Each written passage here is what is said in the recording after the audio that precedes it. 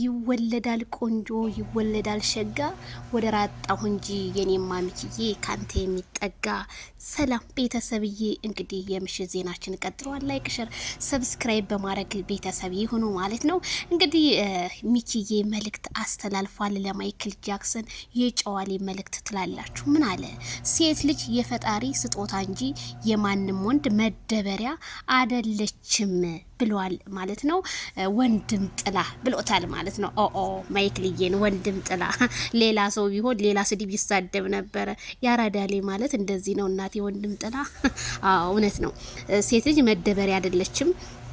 የፈጣሪ ስጦታ ናት። ሴት ልጅ እናት ናት። ሴት ልጅ ሚስት ናት። ሴት ልጅ ሁሉ ነገር ናት። የቤት እመቤት ናት እና በትናንትናው ዕለት ያው ሁሉም ሰው አዝኗል ማይክል ጃክሰን ያንን በማድረጉ። ግን ማይክል ጃክሰን ለህዝቡ ምላሽ እንደሚሰጥ ባለሙሉ ተስፋ ነኝ።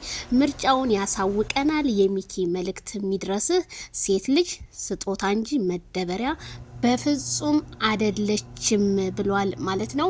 ይሄ መቼም መልእክት ለማይክል ነው የሚሆነው፣ ለማንም ሊሆን አይችልምና ወንድም ጥላ ነው ደግሞ ያለው። ወንድም ማለት ጥላ ነው። እውነት ነው። ማይክል እኮ የሁሉ ጥላ ነው። ግን እሱ በራሱ ጊዜ እየተጠላ ሊመጣ ሆነብን እንጂ ወንድም ጥላ ጀግና፣ ሁሉን ሰው የሚያበረታታ መልካም፣ በቃ መልካም ነገርና መልካም ሰው ነው። እና አንዳንድ ባለጌዎች ደግሞ ዛሬ ዘወር ስል አብርሃም ታደሰ ጋሽዬን እንደዚህ ያወፈረቻቸው ሩታ ናት ምናምን ብላችኋልና በጣም ነው የገረመኝ።